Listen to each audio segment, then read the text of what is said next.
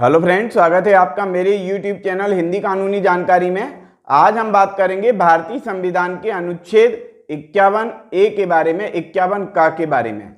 यदि आप पिछले अनुच्छेद का अध्ययन करना चाहते हैं तो आप यहाँ पर क्लिक करें, यहाँ से आपको पिछला अनुच्छेद मिल जाएगा। हम बात कर रहे हैं अनुच्छेद 51 के बारे में, और 51 में भी जो ए क्लॉज दिया है उसके बारे में हम बात कर रहे हैं, यानी कि जो है इसको अलग से जोड़ा गया है। हमारे संविधान में ये कहें कि भाग 4 के बाद भाग 4 को अलग से जोड़ दिया गया है। और ये कब जोड़ा गया है? ये जोड़ा गया है 1977 में। क्यों जोड़ा गया है? क्योंकि इसमें मूल कर्तव्य बताए गए हैं। मूल कर्तव्य किसके बताए गए हैं? ये मूल कर्तव्य बताए गए हैं व्यक्ति के, समाज के, या कहें नागरिक के। नागरिक के मूल कर्तव्य क्यों भाई? इसलिए कि यदि राज्य के नीति निर्देशक तत्व हो सकते हैं, राज्य के कुछ कर्तव्य हो सकते हैं, तो राज्य में रहने वाले नागरिकों के भी कुछ कर्तव्य होने चाहिए। जब नागरिकों को मूल अधिकार दिए गए हैं, फंडामेंटल राइट्स दिए गए हैं, तो क्या उनके लिए मूल अधिकार नहीं होने चाहिए? मूल अधिकारों के साथ साथ मूल कर्तव्य नहीं होने चाहिए? अधिकारों का निर्वाह करने का अधिकार भी उसी का होता है जो कर्तव्यों को निभाता है। तो यदि हमारे भारत के नागरिक कर्तव्यों को नहीं निभाते हैं और सिर्फ अधिकारों की मांग करते हैं, तो ये राज्य के लिए बहुत गलत होने वाला होता है। इसलिए राज्य ने, यानी कि भारत के संविधान ने, मूल कर्तव्यों को इसमें जोड़ा है।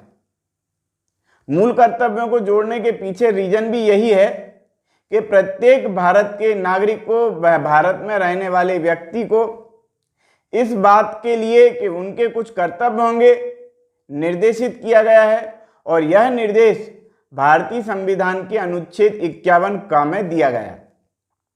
क्या कहता है 51? ये कहता है मूल कर्तव्य, भारत के प्रत्येक नागरिक का यह कर्तव्य होगा कि, अब कौन कौन से कर्तव्य होंगे इसके बारे में हम पढ़ रहे हैं। तो का, खा, गा, घा, णा इसी तरह से दिए हैं। तो पॉइंट नंबर का दिया है कि संविधान का पालन करे और उसके आदर्शों, संस्थानों, राष्ट्रीय ध्वज और राष्ट्रगान का आदर करे। राष्ट्रगान का आदर करना है, राष्ट्रीय ध्वज का आदर करना है, राष्ट्रीय आदर्शों का आदर्श करना है और संस्थानों का आदर्श करना है। पॉइंट नंबर खा दिया कि स्वतंत्रता के लिए हमारे राष्ट्रीय आंदोलनों को प्रेरित करने वाले उच्च आदर्शों को हृदय में संजोए रखे और उनका पालन करे। पॉइंट नंबर का दिया है भारत की प्रभुता और अखंडता की रक्षा करे और उसे अक्षुण्ण रखे, यानी उसे नष्ट ना होने दे, और ना तो स्वतंत्रता को नष्ट होने दे, ना ही किसी प्रकार की एकता और अखंडता को नष्ट होने दे। तो इसीलिए यहां पर ये लिख दिया कि भारत की प्रभुता, एकता और अखंडता की रक्षा करे और उन्हें बचाए रखे। अगला पॉइंट दिया है कि देश की रक्षा करे। देखो, संकट का जब समय आता है तब भारत के प्रत्येक नागरिक को सैनिक बन जाना चाहिए और संकट के समय में सरकार का साथ देना चाहिए। ऐसा नहीं है कि सिर्फ सैनिकों का ही काम है कि भारत की रक्षा करें। भारत के प्रत्येक नागरिक का ये दायित्व है, ये कर्तव्य है कि वह अपने देश की रक्षा करे और अपने देश के लिए प्राणों की आहुति यदि देना पड़े तो वह भी हंसते हंसते दे दे। तो देश की रक्षा करे और आह्वान किए जाने पर राष्ट्र की सेवा करे। देश की रक्षा तो विदेशों से करना ही है, लेकिन भारत में ही कोई आपत्ति आ जाती है, कोई दिक्कत आ जाती है, कोई बीमारी आ जाती है, तब ऐसे समय में राष्ट्र की सेवा भी करे, ये उसका कर्तव्य है। अगला पॉइंट दिया है कि भारत के सभी लोगों में समरसता, समान भ्रातृत्व, भ्रातृत्व में है ना कि भाईचारा, समान भ्रातृत्व की भावना का निर्माण करे, जो धर्म, भाषा, प्रदेश या वर्ग पर आधारित सभी भेदभाव से परे हो। यानी कि भ्रातृत्व भाव होना चाहिए, भाईचारे का भाव होना चाहिए, और ये भाईचारे का भाव धर्म से ऊपर हो, जाति से ऊपर हो, हम जहां रहते हैं उस स्थान से और जो व्यक्ति दूसरे स्थान पर रहता है उससे ऊपर हो, यानी धर्म जाति के आधार पर कोई भेदभाव ना हो और आपस में भाईचारे से रहें। ऐसी प्रथाओं का त्याग करें जो स्त्रियों के सम्मान के विरुद्ध हों, यानी कि स्त्रियों के सम्मान की रक्षा करना भी भारतीय नागरिक का दायित्व है। अगला पॉइंट दिया है कि हमारी सामाजिक संस्कृति की गौरवशाली परंपरा को महत्व समझे और उसका परिरक्षण करे। हमारी जो सामाजिक संस्कृति है, हमारी जो संस्कृति है जिसके बलबूते पर आज हम भारत के नाम को जानते हैं, उनकी वो रक्षा करे और साथ में ही उन्हें समझे और उन्हें बचाए रखे, उन्हें संजोए रखे, यानी कि भारत की संस्कृति को नष्ट न होने दे। हमेशा अपन पाश्चात्य संस्कृति को अपनाते रहें, ये गलत है। हमारे भारत की संस्कृति भी तो कुछ है। हमारे भारत की पुरानी संस्कृति का हम ध्यान रखें और उन्हें बनाए रखें, बचाए रखें।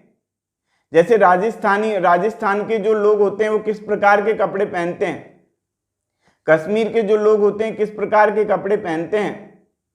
हम दक्षिण भारत चले जाएं तो वहां पर जो उनकी वेशभूषा है वो किस प्रकार की होती है, वो अपनी वेशभूषा को बनाए रखते हैं। तो ये बनाए रखना उचित है, लेकिन भारत के राज्य के प्रत्येक नागरिक का ये दायित्व भी है कि वह इस प्रकार की अपनी संस्कृति को, चाहे वह वेशभूषा की संस्कृति हो, चाहे वह लैंग्वेज की संस्कृति हो, चाहे वह बोलने की कला हो या किसी भी प्रकार का कोई कार्य हो, हम अपनी भारतीय संस्कृति की रक्षा करें और ये हमारा दायित्व हमें भारतीय संविधान के अंतर्गत दिया गया है। इसकी यदि आप इसका पालन नहीं करेंगे तो इसका मतलब ये नहीं है कि आपको फांसी पे चढ़ा देंगे, लेकिन ये हमारा कर्तव्य है और कर्तव्य का निर्वाह अपने को करना चाहिए, इस बात का अपने को ध्यान रखना चाहिए। अगला पॉइंट दिया है कि प्राकृतिक पर्यावरण जिसके अंतर्गत वन, झील, नदी और वन्य जीव आते हैं, यानी कि जंगल है, झील है, नदी है, तालाब है, इसके अलावा वन्य जीव यानी कि जंगल में रहने वाले जो जानवर हैं वो, उनकी रक्षा करें और उसका संवर्धन करें, यानी कि उनका विकास करें और प्राणी मात्र के प्रति दया का भाव रखें। ये हमारे भारत के प्रत्येक नागरिक का कर्तव्य होना चाहिए कि वह प्राणी मात्र के प्रति दया का भाव रखे। अगला पॉइंट दिया है कि वैज्ञानिक दृष्टिकोण, मानववाद और ज्ञानार्जन तथा सुधार की भावना का विकास करे। ज्ञानार्जन करे, अच्छा दृष्टिकोण रखे, वैज्ञानिक दृष्टिकोण रखे, मानववाद को विकसित करे और उन सब में इस तरह की भावना का विकास करे। यह हमारे भारतीय नागरिक का दायित्व है, कर्तव्य है। अगला पॉइंट दिया है सार्वजनिक संपत्ति की सुरक्षा करे और हिंसा से दूर रहे। हिंसा ना करे, सार्वजनिक संपत्ति की रक्षा करे, ये पॉइंट दे दिया। अगला पॉइंट दे दिया कि व्यक्ति और सामूहिक गतिविधियों के सभी क्षेत्रों में उत्कर्ष की ओर बढ़ने का सतत प्रयास करे, जिससे राष्ट्र निरंतर बढ़ते हुए प्रयत्न और उपलब्धियों की नई ऊंचाइयां छू सके।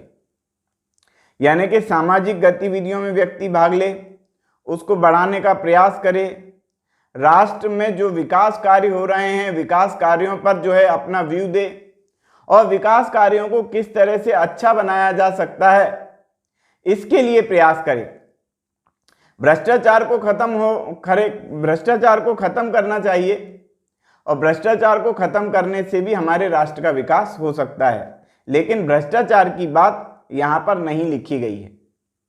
यदि भ्रष्टाचार होता रहेगा तो हमारे देश का विकास होना संभव नहीं हो पाएगा। तो मेरे हिसाब से बता रहा हूं मैं ये कि भ्रष्टाचार को भी खत्म किया जाना चाहिए सरकार के द्वारा। यदि ये नहीं होगा तो राष्ट्र के विकास में बाधाएं उत्पन्न होती जाएंगी। तो जहां राज्य की बात करें हम, तो राज्य के नीति निर्देशक तत्वों में भी भ्रष्टाचार खत्म करने की बात होनी चाहिए और राज्य के जो राज्य में जो संविधान में जो मूल कर्तव्य दिए गए हैं इसमें नागरिकों के लिए भी इस प्रकार का कर्तव्य होना चाहिए कि वह भ्रष्टाचार को बढ़ावा ना दें। लेकिन भ्रष्टाचार की कोई बात ना तो राज्य के नीति निर्देशक तत्वों में है और ना ही मूल अधिकार में है। ये बात मैंने अपनी तरफ से कही है, इसलिए इस बात को संविधान से रिलेटेड ना माने। तो अगला पॉइंट हम पढ़ते हैं। अगला पॉइंट जोड़ा गया है। ये कब जोड़ा गया है? ये जोड़ा गया है 2002 में। 2002 के बाद धारा 4 में इसको जोड़ दिया गया था और जो लागू हुआ है 1/4/2010 से। क्या पॉइंट है ये? इसको हम पढ़ लेते हैं। ये पॉइंट है कि यदि माता पिता या संरक्षक है, कोई नागरिक या माता है या पिता है या संरक्षक है, तो वह क्या करे? 6 से 14 वर्ष की आयु वाले आपके मतलब अपने यथास्थित बालक या प्रतिपाल्य के लिए शिक्षा का अवसर प्रदान करे। कौन अवसर प्रदान करे? वह नागरिक जो या तो माता है या पिता है, या माता या पिता नहीं है तो कोई वो संरक्षक है, मामा हो सकता है, चाचा हो सकता है या और कोई हो सकता है। यदि वो संरक्षक है, माता है या पिता है, तो 6 से 14 वर्ष के बालकों के लिए शिक्षा का उचित अवसर प्रदान करे। तो यहाँ पर ये कर्तव्य बता दिए गए मूल अधिकार में, मूल कर्तव्य में। मूल अधिकार तो हमने पढ़ ही लिया है भाग 3 में। अब भाग 4 के 4 काम में अपन पढ़ रहे हैं मूल कर्तव्य, जो नागरिकों के मूल कर्तव्य होने चाहिए। तो यही पूरे पॉइंट इसमें दिए गए हैं कि इस प्रकार से हमने समझा कि मूल अधिकार मतलब मूल कर्तव्य क्या है। यदि आप भारतीय संविधान से रिलेटेड अगले अनुच्छेद का अध्ययन करना चाहते हैं तो आप यहाँ पर क्लिक करें, यहाँ से आपको अगला अनुच्छेद मिल जाएगा। इसके अलावा में यदि आप CRPC, IPC और भारतीय संविधान का वीडियो देखना चाहते हैं, संपूर्ण वीडियो देखना चाहते हैं, तो यहाँ पर से आपको मिल जाएंगे। तो आज की वीडियो में इतना ही। वीडियो यदि आपको पसंद आया हो तो वीडियो को लाइक करें, शेयर करें, कमेंट्स करें, और यदि आपने हमारे चैनल को अभी तक सब्सक्राइब नहीं किया है तो चैनल को सब्सक्राइब कर लें, बेल आइकॉन प्रेस कर दें ताकि अगली वीडियो का नोटिफिकेशन आपको मिल सके। ये वीडियो देखने के लिए बहुत बहुत धन्यवाद।